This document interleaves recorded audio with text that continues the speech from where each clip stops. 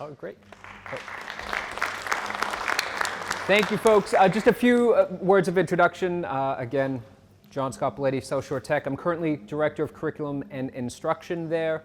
I was an English teacher for 13 years. I was a department head in another district for 4 years. And then, as Jonathan said, the South Shore was one of 5 schools to get a Rethinking grading grant, right? So, and what that enabled us to do is it created a position, and I want you to imagine this, where I got to do just one thing, right? I mean, really, like, just think about that luxury. It was, without a doubt, it will be the best job I've ever had in education.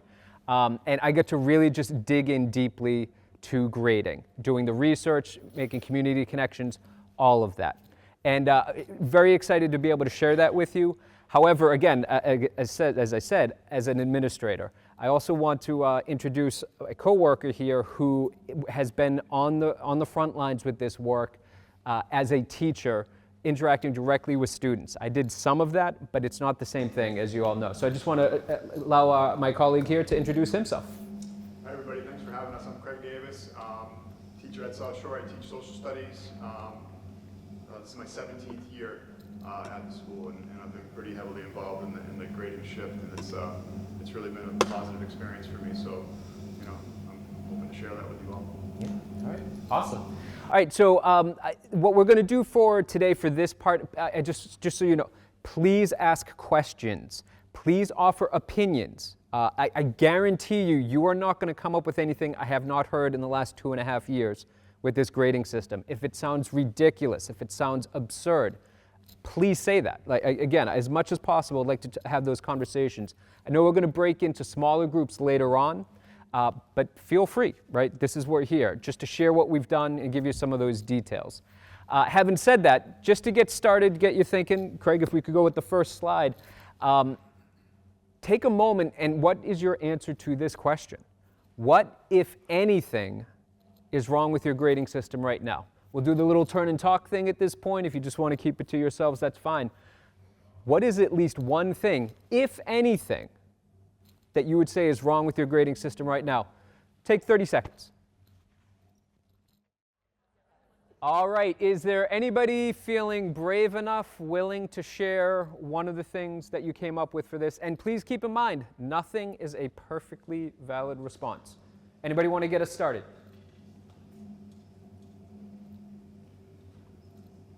Hey, first of all, what was your name? Elizabeth. Round of applause for Elizabeth for getting us started. Appreciate you breaking the ice. Elizabeth, take it away. Well, I think it's difficult for students that each department has different grading policies, and even within departments, each teacher. So the inconsistencies. So inconsistencies is a big thing there. One more round of applause again. Thank you for getting us started. Very awesome. I am clap happy. I apologize in advance. But having said that, anybody else have anything that they wanted to share?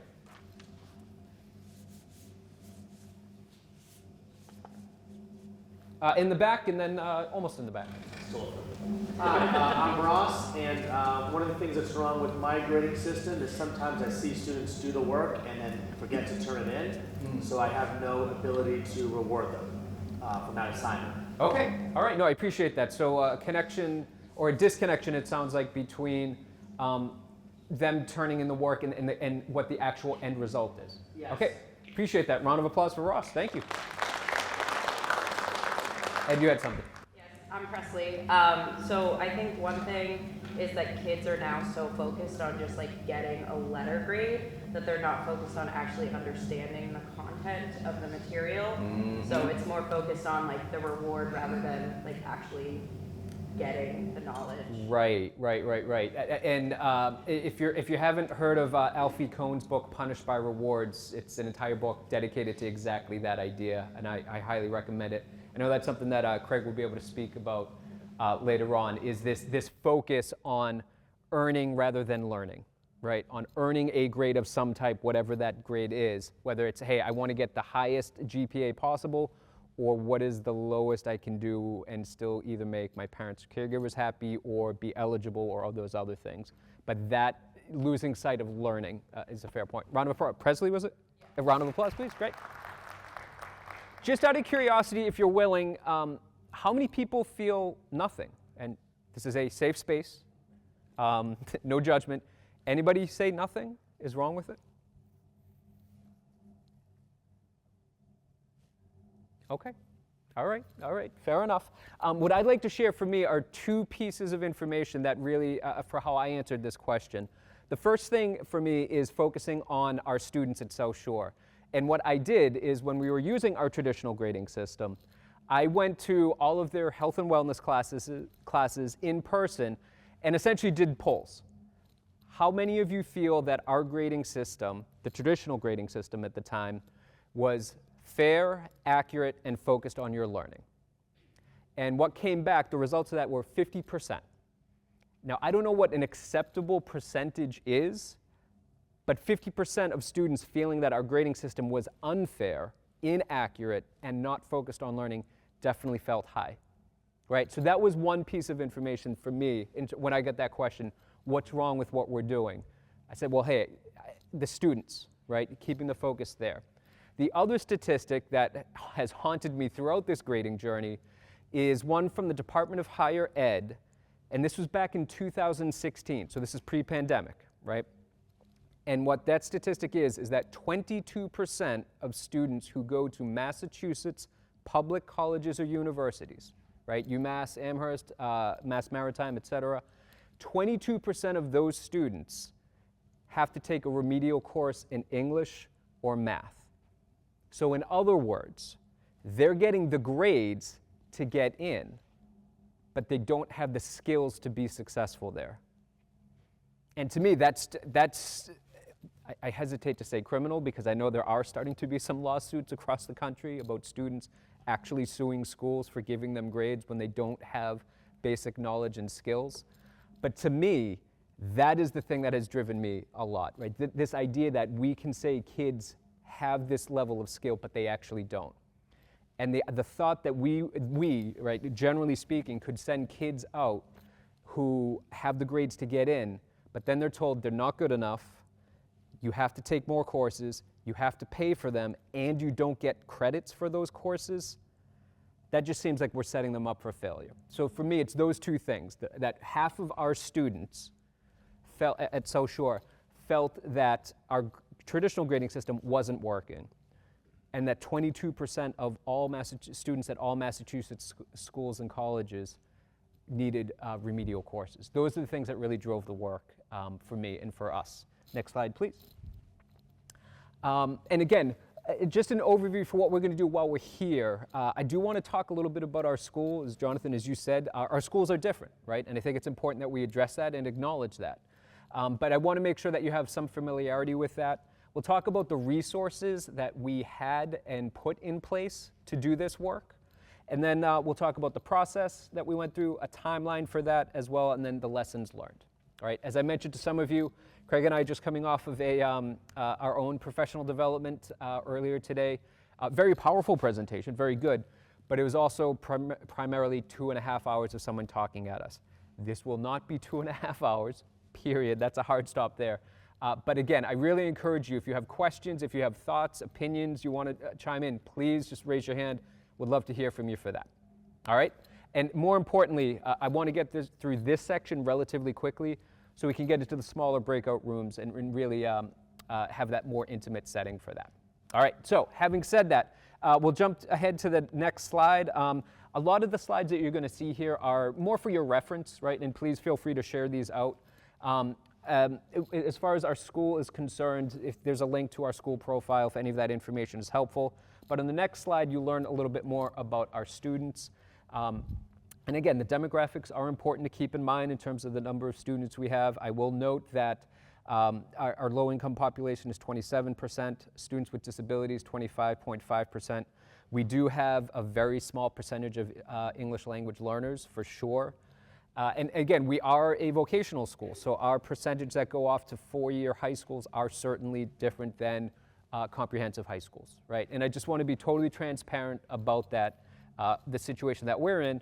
There are some similarities to your school, but there are, of course, those differences. And if we go to the next slide, you'll see here that our system, if you're not familiar with it, right, that kids, every other week they are in academics, and then they'll go the next week to their shops.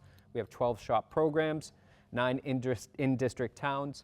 We use PowerSchool, and I can speak with some expertise on that. I forget what you all use here, Aspen. I can speak with less expertise about that, but some. As far as what our students do in their academics, there's the core 4. They also have health, wellness, guidance, digital literacy. I do want to also recognize that we do not have AP courses, just simply because of our numbers for that. We do, however, have dual enrollment with both Quincy College and Bridgewater State University.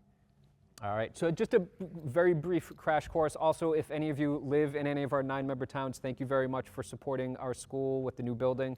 We're very grateful for that. All right, next slide, please. As you can see, we're going to talk about our resources. And the first one I want to talk about is time. All right, and on the next slide, that's where we will get into this.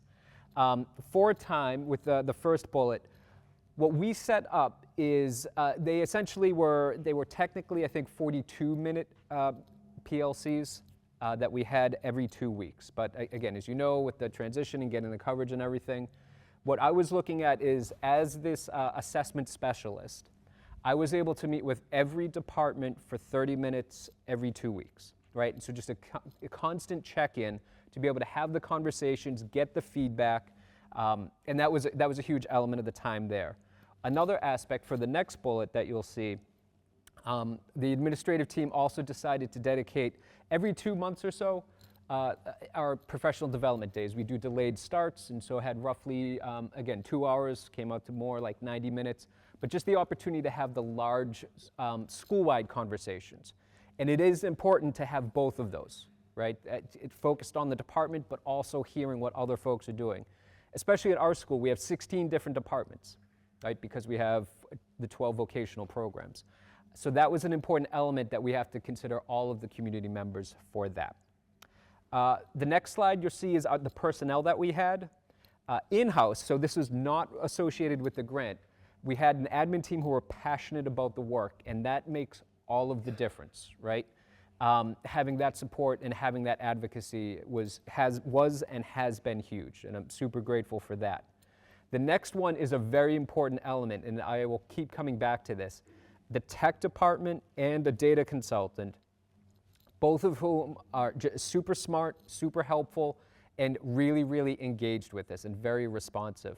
You need to check in with any decisions you're doing, check in with your tech department early and often. I can't tell you how many times I had all these great grand ideas, like, oh, we could do this, or we could do this. And they said, no, John, actually, no, we cannot do that. That's not how PowerSchool works. And, kind of cried in a corner for a bit, but then got over it and moved on. And so there was that. But that's an important thing. Don't wait till the tech piece till the end, for sure. And then really a really important element, and Craig is one of these members here, is we just had a great group, small but mighty group of educators who wanted to pilot the work. They were passionate about this as well, and they were willing to be the early adopters. We had a couple, I think at one point, we had like maybe 4 different grading systems happening at the same time, just so people could play around with it and get a sense of it and see what worked and what didn't work. But again, it's so important to have those educators. The teachers in the classroom are the ones, right, where the work happens. So that was great. To continue on with the personnel, and again, this is, as I said, full disclosure, full transparency. With the next bullet, you'll see that the grant gave us a couple of things. One of them was, as I mentioned, one person who could focus on one thing, right? Now, again, I don't think that's an essential piece to rethinking the grading work. I think that you can have the division of labor there and everything else, but I definitely recommend you need to have one person who's going to be the point, right? Who will ultimately answer the questions, and that's an important element of it there. The other thing is that we had access to an outside grading coach or consultant, who I would be super happy to recommend if that's a decision that you all are able to and willing to do.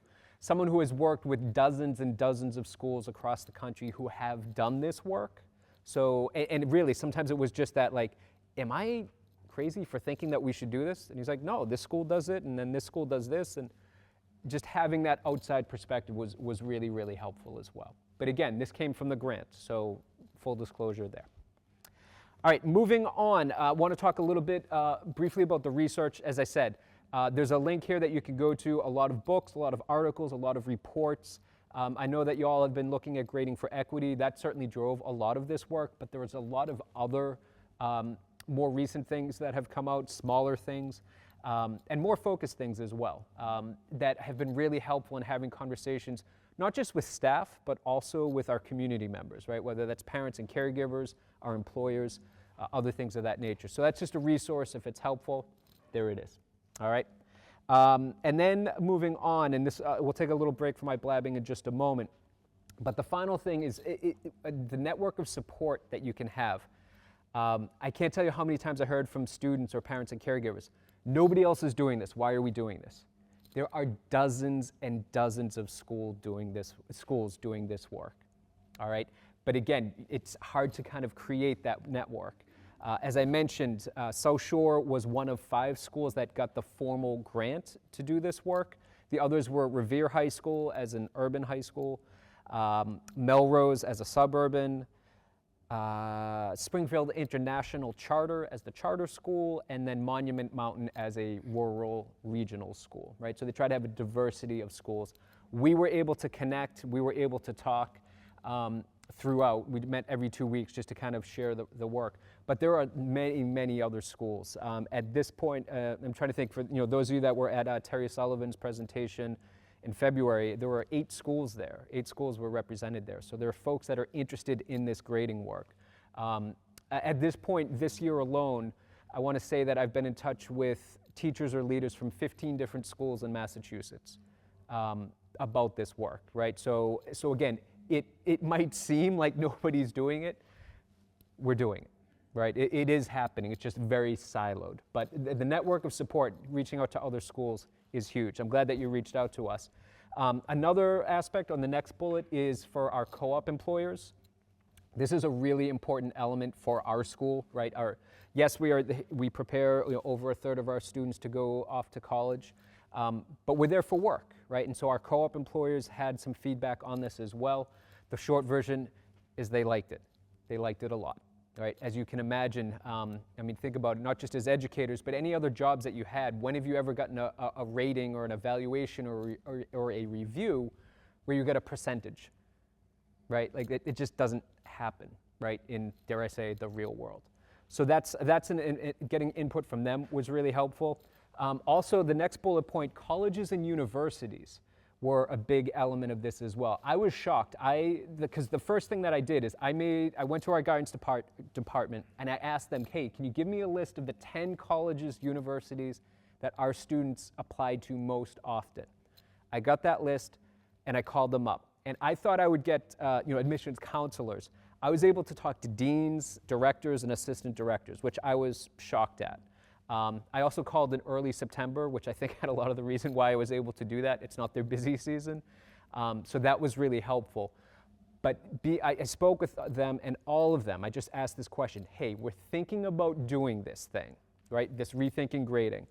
Would there be any negative impact at all for our students if we had an alternative grade scale? Every single one of them said, no problem whatsoever. I was shocked. I thought there would have been some pushback in some regard. But when you stop and think about it, it makes sense, right? In Massachusetts, there is no universal grading system. Every high school grades differently. Good or bad, that's a separate question.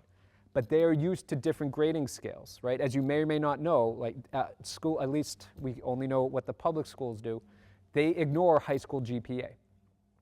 They recalculate GPA on their own. Because again, when you think about it, some schools, the lowest passing grade is a 60. Some it's a 65. Some it's a 70, right? Some schools have minimum grading. Some of them have an A+. Some of them have a GPA scale of 4.0 GPA scale. Some have more. Some have a weighted GPA, some don't. So for all of those reasons, colleges are used to just a huge variety in the grade scales that they see. The one thing that they cautioned and that they suggested to us is make sure you have some type of conversion chart, right? And you'll see a sample of that in just a moment. Make sure you have a conversion chart. And again, they didn't go so far as to say you can use little emoticons or emojis, but you could do that as long as you have a GPA equivalent for each of those. right? So that's something to keep in mind, that the colleges and universities are used to this. They get applications from students who go to schools with no grades at all. Craig and I were able to visit a charter school where they give written narratives rather than grades. And all of those kids get into the honors program at UMass Amherst, right? International students, right? That's a whole other different aspect of grading systems as well. So colleges are used to this. The final thing I'll say before we get ready to move on is I was able to speak with the Assistant Director of Admissions at UMass Amherst, right? You know, the flagship institution for public college here in Massachusetts. And she described our system, not the general idea, but what we're actually doing, as the best of both worlds. Because it gives a GPA, which obviously helps them with that, you know, they need some type of cutoff, just logistically, but it's also directly tied to skills. And you're going to see an example of that in just a moment. And again, when we heard that, we're like, okay, that, as you can imagine, helped us feel more confident moving forward. The real final thing I'll say is when we implemented this school-wide last year, and last year's seniors for us got into the most competitive colleges and universities that they've gotten into ever. So there was no negative impact in that regard as well, just to keep that in mind. Having said that, as we can see here, parents and caregivers are huge. I made it a point. I had monthly regular meetings, but I was on the phone with email all the time. Anybody had any questions. My nickname, or the title for me, was the grading guy. And it called, hey, I want to talk to the grading guy, and I talked to them. That's a huge element. One of the best pieces of advice I ever got when I took my ed leadership courses was always remember that people are sending you their kids and their money, and there's nothing more important to them than those two things. And that's totally fair, right? We are responsible, we need to be responsible stewards for both of those things. And taking the time early and often to communicate with your parents and caregivers, I can't recommend that enough. And then, you know, not for nothing either, the students, right? Getting them involved as often as possible. I did focus groups, I met with them all the time, there were surveys, there was and I'll get into some of the logistics of that in a little bit for sure, all right? So that is the longest and the biggest of my blah, blah, blah for this section. I do want to pause for a second and show you what we actually have done. And I think the easiest way is to give you a copy of our report card, right? Some of you may have seen this electronically already, but I want to give you a couple of minutes to review it. Some excellent folks here are helping out with that. Take some time to look at it. What do you like about it? What do you not like about it?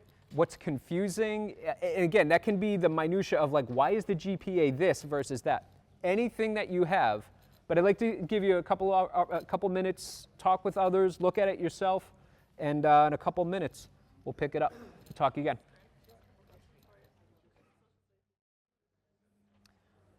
All right, folks, if I could have your attention again, before we get into your questions, comments, etc., I do want to point this out. There's a link that's available through the website for this.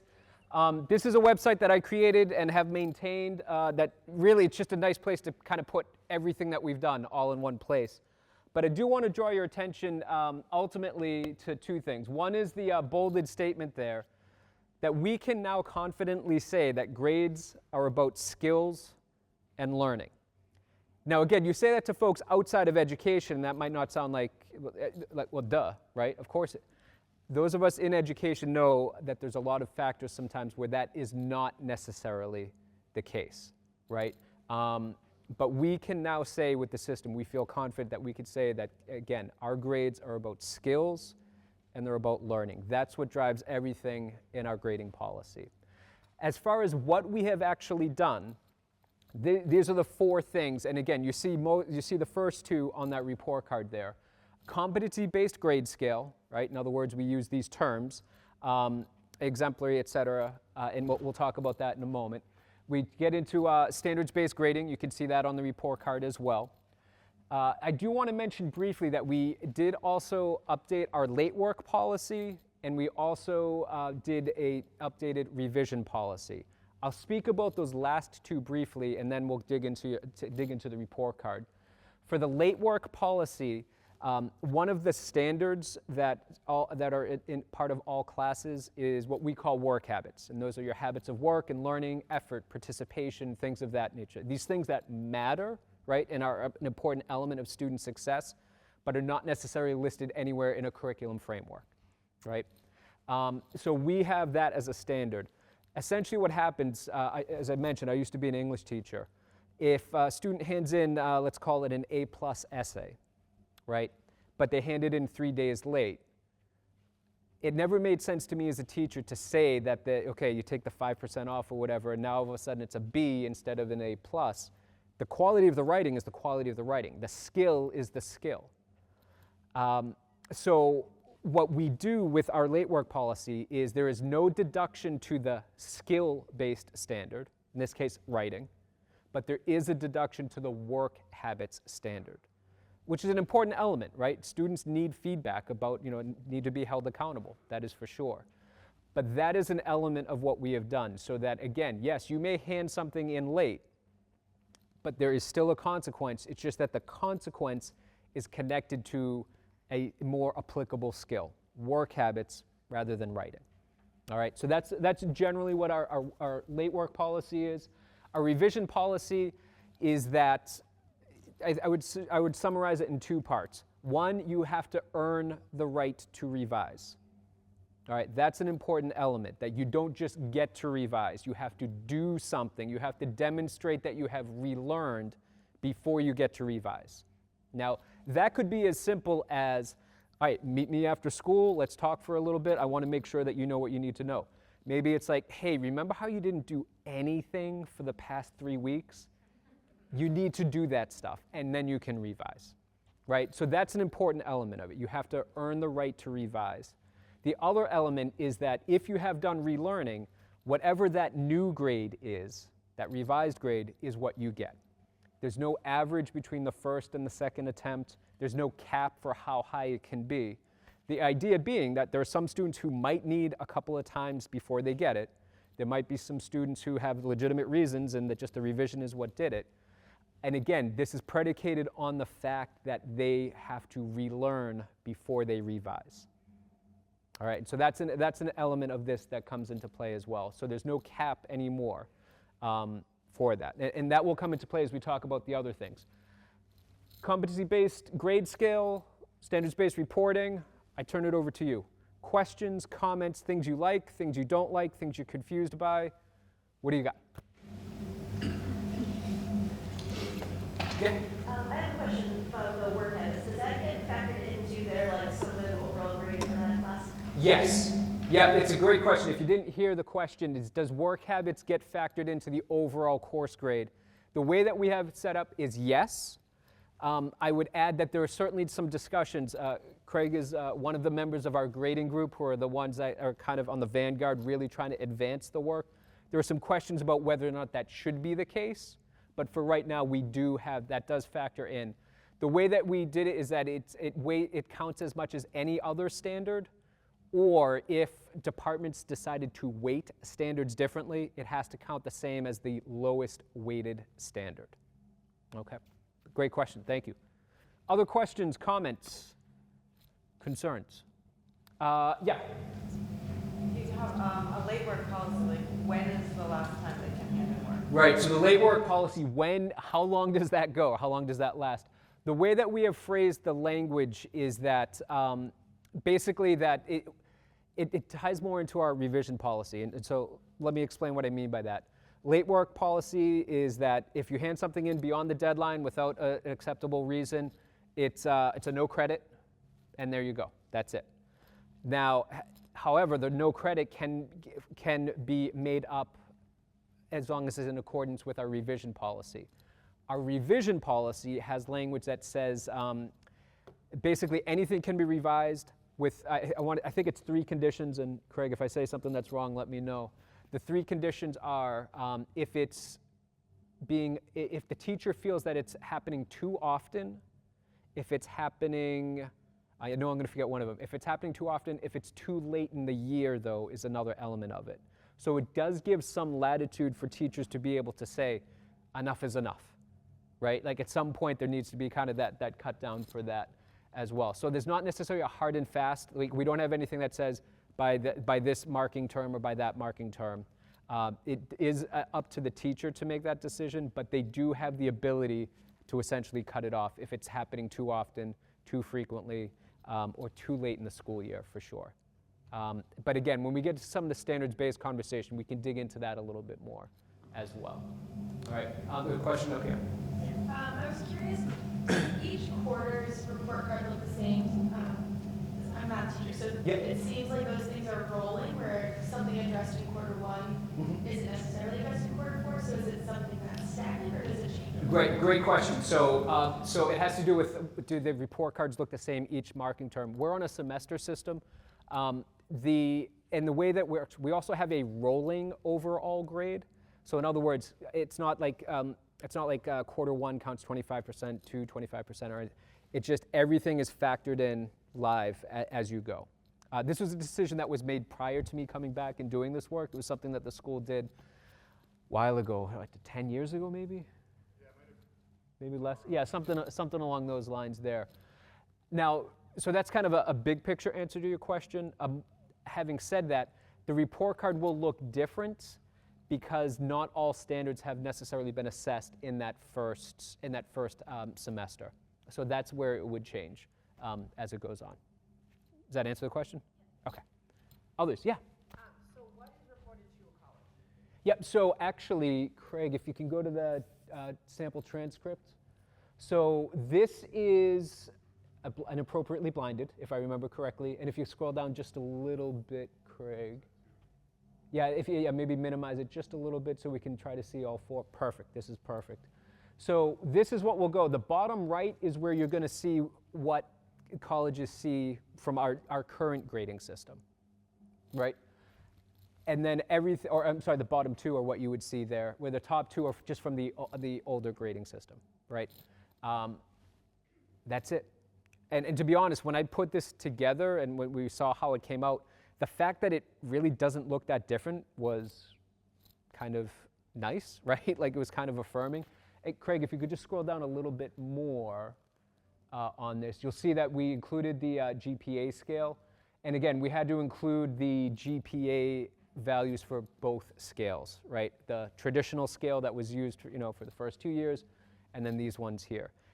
And I can't tell you how many times I've done this, because I had, even for out-of-state schools, right? I remember it was LSU, I could almost hear the anxiety in the admission counselor's voice when I was trying to explain our grading system, because we had a parent caregiver who really wanted their kid to go to LSU. And when I was explaining, yeah, we do this exemplary, and she's like, yeah, but, and I'm like, but we have a grade scale conversion chart. And you could just, she literally sighed. She's like, then you're all set. That's all that they need is something like that defines, so that enables them to do the calculations for that. All right. I think that answers the question, right, in terms of what colleges see? Yeah. Yeah, okay, thank you. Yeah. I'm just noticing the credits, on the slightly upper part for the new thing, Yeah. there's a number of different credits that are listed there, one of them has .01. Yeah. Are the credits dependent upon their grade, or? No, that's just a note for the colleges to see. So for example, our shop classes are much longer, much more seat time, so those are worth more. The .1 is our health and wellness schedule is fortunately being built up, but as you can imagine, we face a lot of scheduling challenges when half the time kids are in shop. So there's a very small amount of contact time they have in wellness. So it's really just to show the relative amount of seat time that they have for each of those courses. Okay? Yeah. So over on the right side where there's all those zeros. Yep. It looks like some of those are for proficient, for wellness, 12 figures listed. Yep, and what that would probably be is I'm sorry, no, what this was is the ones that have credits, because I pulled this at the end of the first semester, those are semester-long courses. The reason the zeros are showing up, they haven't finished those year-long courses, so they haven't gotten the credits yet. I'm glad I caught that, because I was like, uh-oh, wait a second. Yeah, no, but that's what that is, yeah. Another question, yeah? Who decides responsible for adding all the standards for each course? Because I'm estimating we have 150 classes. So that would This be- guy, yeah. Okay. Yeah. Having said that, so the short answer is yes, with a lot of help from our tech director. So I just got to give due credit because she, more than anybody else, I would say, other than maybe like the teachers who were helping with it, she was huge in helping make this happen. In Power School, though, it's a relatively easy process. There's just an upload template. The hardest thing, honestly, was getting departments to finalize what their standards are going to be, and also kind of that expectation that, okay, it's the beginning of the year, these are your standards, these need to be your standards for the end of the year. Now, last year, as you can imagine, the first year that we did it, right, there was a little like, oh my God, we forgot, we're in English class, we need to have reading, something absurd like that. So we did, so we obviously, for that year one, but yeah, that's a lot of work. And I can share that the equivalent of me, the Rethinking Grading Fellow in Revere, that's what his job is this year. Is they use Power School, they have a test server, he's uploading everything, he's doing all the discussions to get those things ready to go so that when they do implement it, it's all set and it's ready. But yeah, that's how I spend some of my summers, but yeah, for sure. Over here, then over here. Did you roll this out in steps, the process, or did it just come out all at once? We did it all at once. And there are two reasons for that. Well, no, there's one reason for that. The grant was going away, right? It's really what it came down to is, and again, this will be a good segue when we get back into kind of the process and the timeline for us, what we did. Essentially, my first year was to design and collaborate and all of that. And then the second year, the last year of the grant, was to implement it. And we knew that we knew we weren't going to nail it. We knew we weren't going to get it right straight off the bat, right? So we wanted to have that one person who was able to take the phone calls, work with tech, do all of those things. So that's why we decided to rip the Band-Aid off. Was that good or was that bad? I honestly don't know. I think what I would say is this, I think it was the best way to go, but because we had that support where that one person was essentially, the ombudsman, if I'm using my terms correctly, right, to deal with all of it. I do know that McCann Tech, which is way, way out in Western Mass, they're doing something similar, but they're doing a progressive rollout. Like they did it first for their freshmen, and then they did it for their sophomores, et cetera. They haven't run into any problems, but the principal there, Justin, he's great. Like he'll be the first one to say, no one's going to complain about grades freshman year necessarily, right? But once you get those juniors and those seniors looking at grades, that's when it becomes much more fraught, right? And so we just said, let's go with it. We got the grant support through the grant, and so that was how we did that. Any other questions? Was there another one? Yeah. My question is, the top right up there, those look like regular grades, 179. Yeah, those are. What's a 2? Why does it have 2 in English? Was this a pilot year? Yeah. And showed, Oh, that's what it was. She Yes. piloted a 1, 2, 3, 4 scale. Thank you. Oh, okay. So that's why. Thank you. My man, thank you. Because again, I'm like, uh-oh, wait a second. Yeah. Yep. Yeah. Yeah, do you mind going back? Okay, yeah. Over the years, it's been like, we've got to be more objective and less subjective. Yeah. Yeah. We need like proof of all of this. So Yeah. as a wellness teacher, Yeah. I look at your wellness one that has discussions and participation. They have since updated that. We had no, our wellness, and again, this is the struggle with our schedule. We had one person who is the PE teacher and the wellness teacher. Literally, I think 20 classes that sometimes met with people but didn't when the kids were in shop every other. And having said that, we are very fortunate we're able to hire a second teacher in that department who is has dedicated wellness classes, who has also updated what the standards would look like since then. So yeah, especially with the new framework revision and everything, yeah. Exactly, yeah, absolutely. But again, it's an important point though. Patience and grace, right? I mean, patience and grace. We had to give it if we wanted to get it, right? And that was the thing for the teachers, like, do what you think is right. Let's see how it goes with the understanding, like, we're gonna have to make these adjustments as we go, right? unfortunately, where we're at right now is those adjustments tend just to be, hey, instead of these standards, use these standards. Of course, again, I mentioned 16 different departments, 12 of which are vocational. All of the vocational frameworks are in the process of getting revised. And they have literally hundreds of standards. Like, there's nothing on the academic side that even comes close, because it's 3.5 years of curriculum that they have to do. And it gets very, very at the minutia level. But again, it helps give us the guidance. It helps us tie what we're doing to the frameworks as well. That idea of the objectivity. Thanks. Yeah. How much was the grant that you got? Because these towns are, this seems like it's a big undertaking for towns that are very strapped for cash. Yeah. No, so I need to double check. I think each school got $300K for 2.5 years, was how it played out. No, each school 300. So it's 150 each year. 150 each year is what it would have come out to, yeah. And again, what that allowed was that position for one person to do the work, and to be, like, again, the grading person, the grading guru, right? What I'll share is that out of the 5 schools that got the grant, South Shore and Revere are the only ones that still have a position that's dedicated to that work. They made due to a few things that went on, they were able to keep me on as, again, the role of Director of Curriculum and Instruction, but obviously this falls under the auspices of that, right? But like in Revere, they have, as I said, I think almost like an instructional coach position.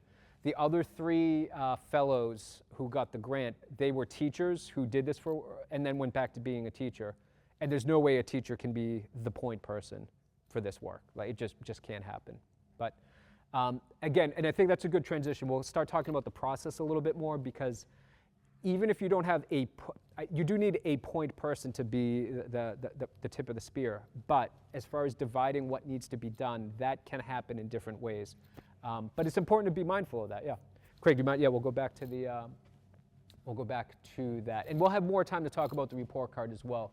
I do want to talk a little bit, as I said, about the process that we went through, and the biggest thing, as you can see here, why, what, and how. Those are the absolute key places to start. We started a little bit with the why, right? Like, what's wrong with your grading system? But that's key.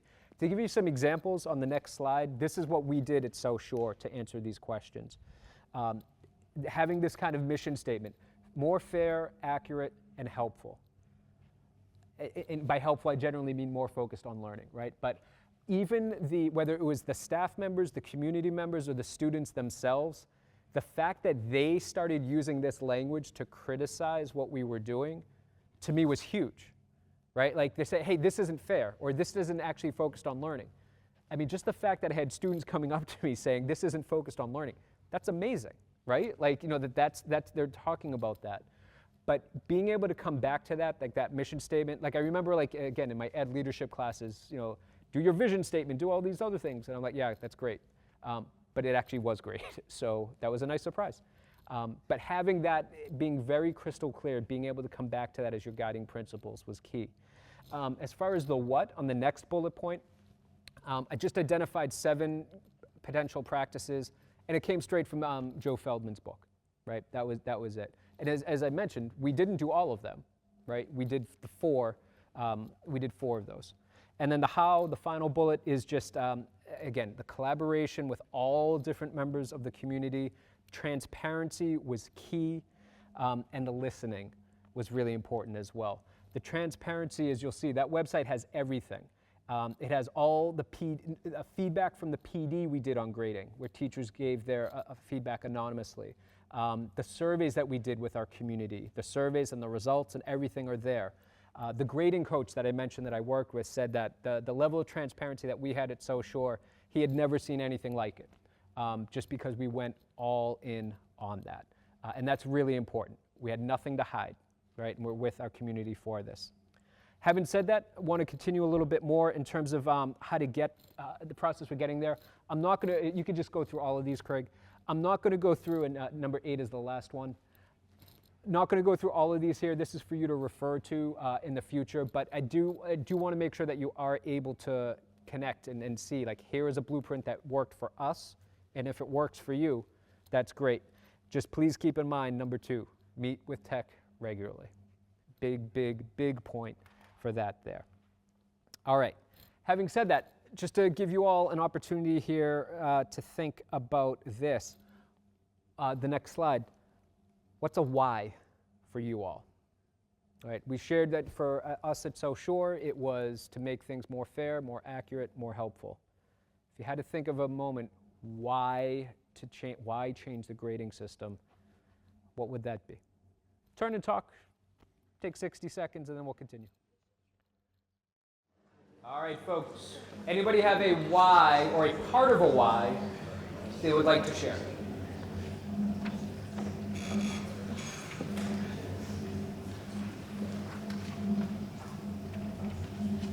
Thank you.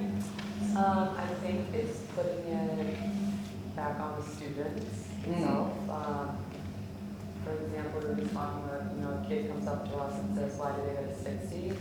It's like, you weren't able to get through this problem. Maybe you did the first step of it, but you weren't able to get to the second step. So that's why, like, you're in the developing stage or something.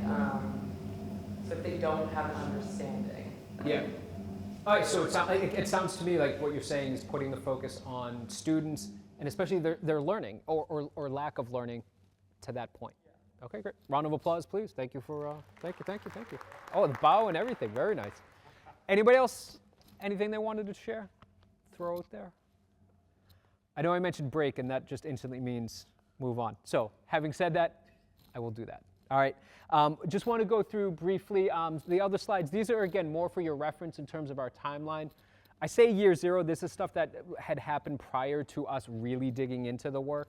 I had mentioned this, distinguishing between work habits and achievement, right? Just in our grading system, we had that as different grading categories. That was an important thing. Year 1, these are a list of the things that we did here. You could just go through all of those, Craig. I just want to sit on that last one, the idea of we had 4 to 6 educators who piloted different things, right? And that's an important element of this here as well as just institutionally setting up the time for people to be able to meet and dig into this. The next and final year, this is semester 1, is where we put this all together, getting things out there, getting things moving. And then semester 2 is where we just really got everything out there to the larger community, right? Semester 1 focused more on in the community, semester 2 outside, and kept things going. Year 3, which is essentially where we ended up last year, as you can see, we implemented the 4 changes. You can just scroll through those, Craig. And then we did monitor and adjust, and the monitoring piece was huge, and we could share it, we could talk about that at another time. I ran all the data comparisons, right? How many exemplaries were given in our new grading system versus 96 to 100s that were given in our old system, right? Just to keep all of that, and again, that was made public. We were not hiding anything. Short version, everything was pretty much the same, right? It wasn't really that significantly different there. And then the final part, of course, is just refining the handbook. Again, this is all in the handbook. We respect that process. It gets vetted by the school committee, et cetera, voted on, and there we go. So that brings us to the lessons learned. And Craig, if there's anything you want to add here to anything, if I miss anything, just let me know. I mentioned transparency, collaboration, patience, food, like no joke, bring the food, right? Like that's the key thing. That's how you get people to come. Craig can say this, like my 2 rules for meetings, end early and bring food. And if you do that, it might not be a great meeting, but it won't be a bad one, right? So there's at least that. I can tell you that every meeting that I was going to have with John, I was very excited about because I knew that I was going to get candy and chocolate, so yes. It works. The next bullet is, you can see, meet people where they are, gently push them a little bit farther, right? There are a lot of folks who have been teaching for a long, long time and have been doing phenomenal work, and this can feel like a challenge to how they've done things for a long time. That is totally valid, totally valid. You have to meet them where they are. But again, I can say this, some of the biggest resistors that reached out to me early on ended up becoming fans of the system, or at least seeing where we were coming from. One of our recent retirees was as avidly against this as anybody initially. And then by the time he retired, he was like, you know what? We should have been doing this 20 years ago. And that was huge. That was huge. The next part is similar to that. The feeling, there's going to be a lot of feelings, and they matter. Data really is the best way to counter that, right? I just had a focus group with students a little while ago saying, math tests are impossible. You can never get an exemplary anymore. It's 10 times harder than it used to be. To which I brought up the data report comparing the old and the new system, saying actually more students are getting exemplary now than used to get 96 through hundreds in the past. So I understand it feels like that way for you, and that might be the case, and let's talk about that, but that's not true overall, right? And just giving that context there for that. And then just moving on, as you can imagine, there's going to be miss and missed understandings. I can't tell you how many webinars and video explainers and emails and meetings and everything that I've done. And people are like, wait, what do you mean? I have to click here now? It's just how it is, right? And again, I acknowledge that, right? I know for myself as a parent caregiver, as attentive as I am to grades at my job, I am not attentive at all for my kids at home. I'm like, all right, I didn't get a phone call today, it's a good day. But again, recognizing that, and that's the case. People are busy, and they don't have the chance to do view all of these beautiful presentations that you might put together, and that's okay. The final part is, the penultimate part. It can be lonely work, especially if you're in that pilot group and you're trying to push it. It can feel like I'm just alone in the wilderness here and nobody is here to help. Reach out, right? Like I said, there's a lot of schools that are doing this work now.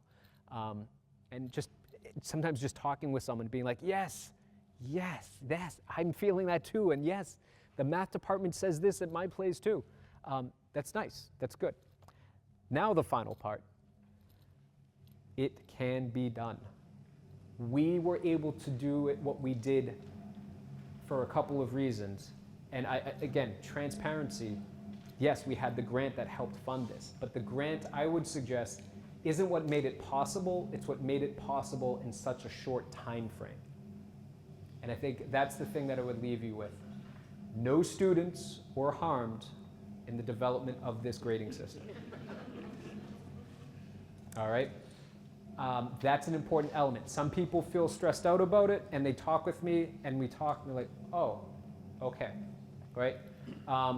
The last statistic I'll leave you with is we've done surveys of our parents, caregivers, of our students, of our staff, from prior to doing this to all the way up until this past semester, and it's been remarkably consistent, right? And I want to remind you that when we did the survey for students for our traditional grading system, 50-50 split, right? 50% of people thinking, having concerns about the traditional grading system. Where we're at, and we have been for a long time, is a 60-40 split. 60% of respondents saying that they have concerns about the grading system, 40% saying, though, they have no concerns or they think it's positive. And again, we haven't even done this for 2 years yet. We're figuring out ways to get better. We're digging into deeper work with assessments. We're getting into richer conversations. And we'll dig into a lot of that when we do our breakouts. But again, it can be done, and the kids will be okay. All right, having said that, break? Or Yeah, so I have it at 10:36 and change. Can we take 10, and can you endeavor to sit back around where you're sitting right now for breakout purposes, okay? So 10:46, and at 10:47, I'm sending Mr. Foley out with a phone back. So see you all back here in about 10 minutes. Or stay here. Thank you.